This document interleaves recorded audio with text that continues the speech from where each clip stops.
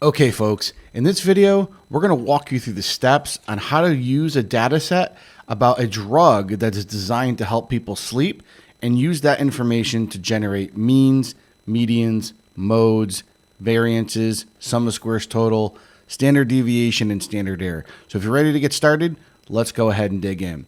So one of the things that we know is that sleep is a critical component for health and well-being.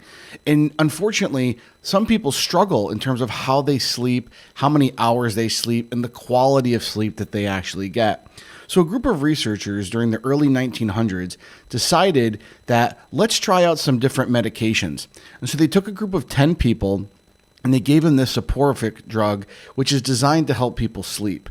They then measured the amount of extra hours of sleep that the person got and ultimately determined if the drug was effective at improving people's ability to sleep through the night for longer durations.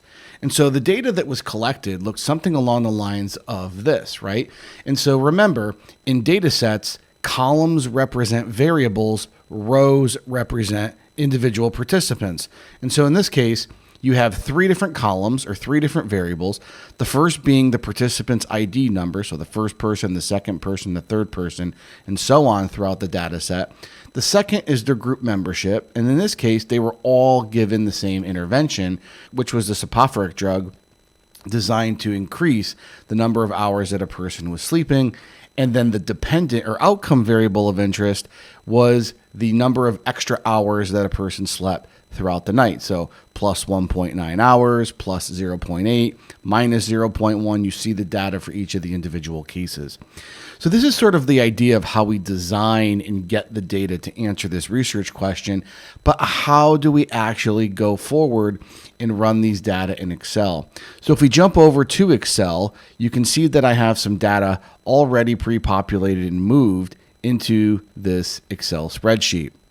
And so one of the things that we're interested when it comes to descriptive statistics is the concept of measurements of central tendency, which is if I was to describe this data with one single data point of the typical or average value, how would I go about doing that? And we talked about in the lecture videos that we can have means, medians, and modes to help us do that.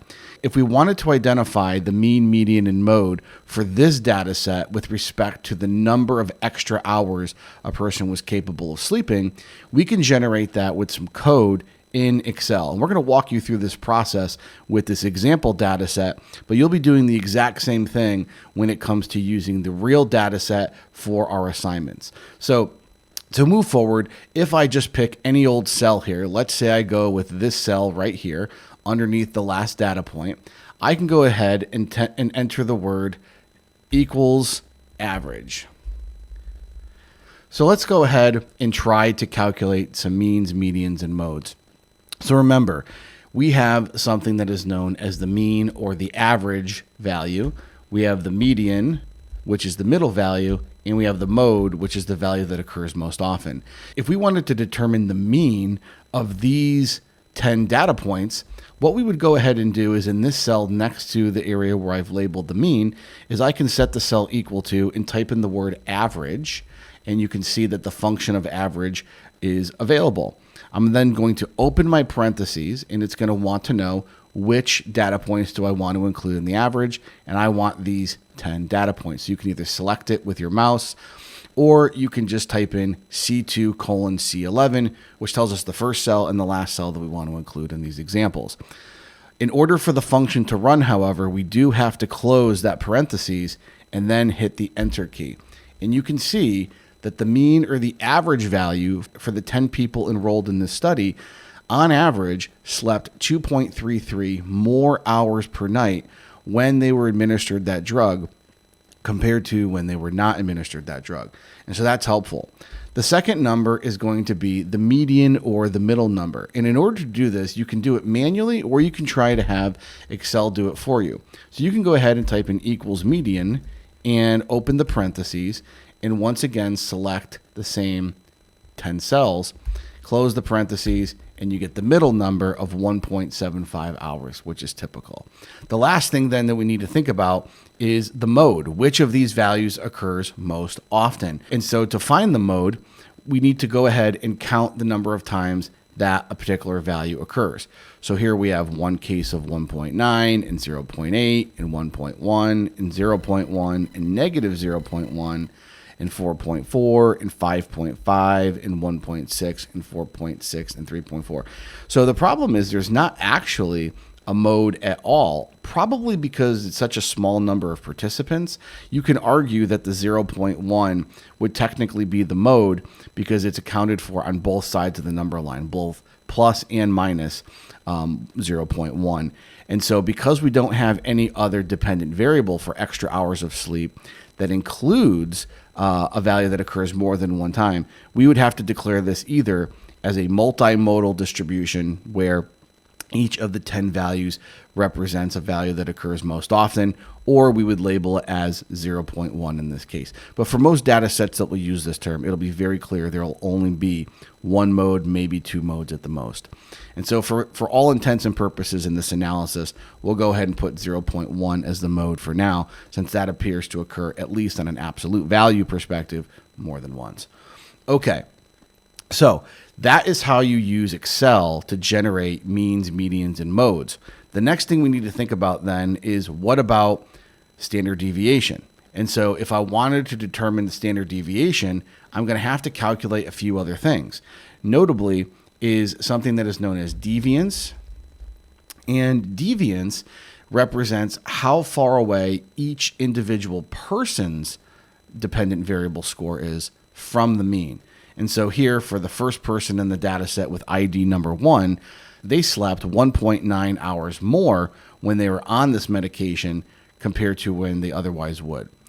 And so the average for all 10 people being 2.33, we need to understand how this person's extra hours of sleep slept varies, or how far away it is from the average number of hours of extra sleep that people got in the sample.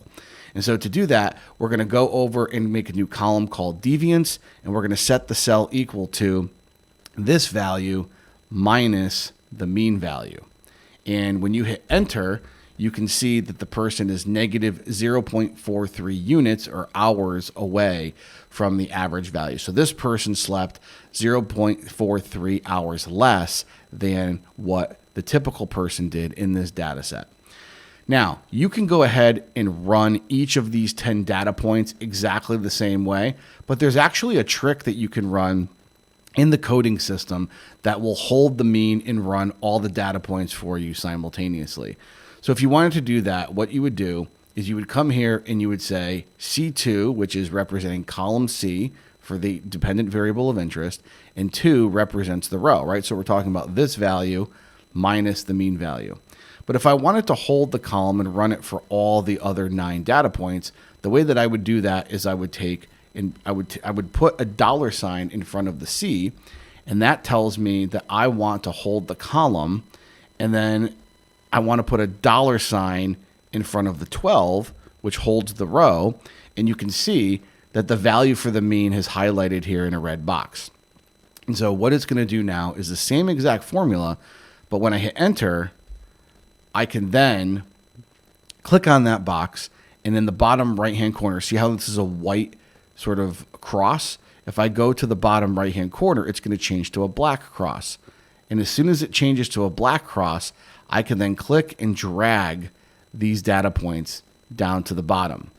And what it will run is the specific deviance for each of these data points in our data set. So once we have deviance, the next thing we need to think about is running what's called is finding the sum of the deviances. And so if I wanted to add up all the deviances for each of the 10 participants, I would set the cell equal to sum, and I would open parentheses, and once again, choose the 10 deviances that I want to include in that sum, close the parentheses, and hit enter. And you would see that you get something that is effectively an exponent. And so 0 to the 15th power, 355,271. So it's a very, very small number. And the reason for that is this is effectively 0.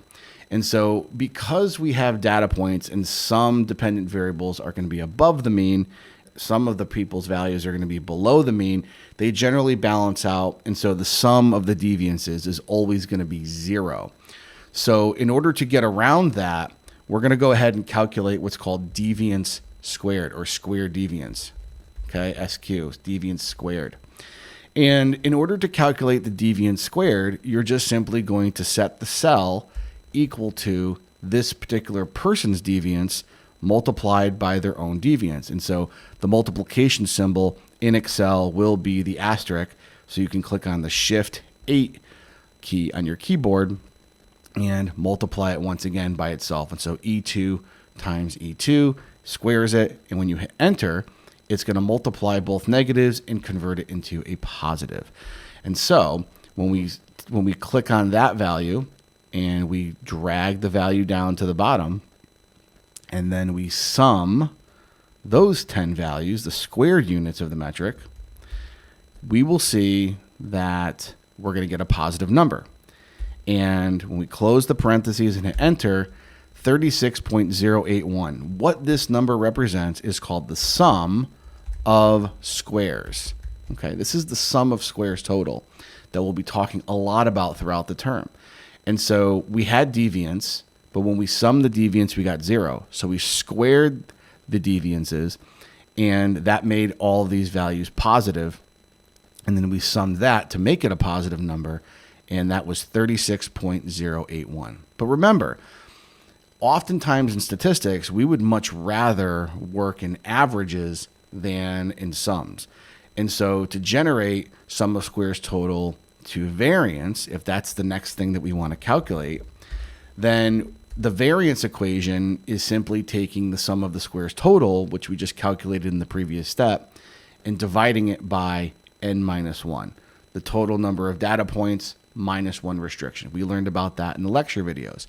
And so to calculate that, we're going to set the cell equal to the sum of the squares total, and we're going to divide it by n minus 1, n being the number of participants, minus 1 restriction gives us the total of 9 participants. So if you were to divide that by 9, you would go ahead and find that the variance, which is the average variability about the mean in squared units, because we had to square them in the deviance step, is 4.009. But unfortunately, when we're in variance, we like to work in the actual units of the metric. How many hours of extra sleep did these patients get in this experience? And so to calculate standard deviation, what we have to do is take the square root of the variance. And so we would set this cell equal to SQRT, and you can see the function for square root comes up. And we want the square root of what? We're going to click the cell for the variance, close the parentheses, and you'll get a standard deviation of 2.00224. We're not going to go to this many significant figures in the class, but it's helpful to understand how we go from a data set to the measurements of central tendency to mean, medians, and modes to identifying some metrics of variance, which starts with deviance, then to deviance squared, then the sum of squares, then to variance, and then to standard deviation. The last thing then we need to think about is what's called standard error. And so this is going to take our sample standard deviation and extrapolate it to the population level. And so the way that you would do that is you would take the standard deviation of the sample and you would divide it by the square root of the sample size. And so in order to do that, I'm going to go ahead and separate the numerator and the denominator. So I'm going to open parentheses and I'm going to put the standard deviation, click that, close the parentheses, that's my numerator, and then I'm going to divide it by the square root, SQRT, of the sample size. In this case, we have 10 people, so I want the square root of 10, close the parentheses, and I should be able to generate a standard error of 0.63316664. Okay, so this is all really helpful, and this is how you would calculate things in Excel. But if I wanted to verify this in JASP, which is my statistical analysis software that we'll be using this term, I can go ahead and do that. And that's something that I'm going to require you to do throughout the course of the term. So here's how we would do that. I might start by opening up another spreadsheet, and I might just take the data that I have here. Okay, so this is all your sort of show your work. This is your calculations for how you got there. But if we open up, we move the data to a new sheet, then I can export this into a JASP file. And so I've already taken the liberty to do that. But the way you would take an Excel file and get it into JASP is you first have to convert the Excel file into what's known as a .csv file. So to do that, what we're going to go ahead and do is we're going to go to File, we're going to go down to Save As, and then under the formula types, we'll put it to the desktop for now, is you see how it's .xls. We need to change that to CSV. So make sure it's CSV. And so if you click Save, now you would have, this should be fine. So now you would have that particular data set. And I think the reason why it wants it saved as a .csv is because it's recognizing that we have calculations in one spreadsheet and we have data in another spreadsheet. So just to make sure that we don't have any problems, I'm going to go ahead and remove this calculated data just temporarily. I'm going to go ahead actually and just take a screenshot of the actual data that I calculated just so I can compare it. And I'm going to delete it just to make sure we don't have any problems.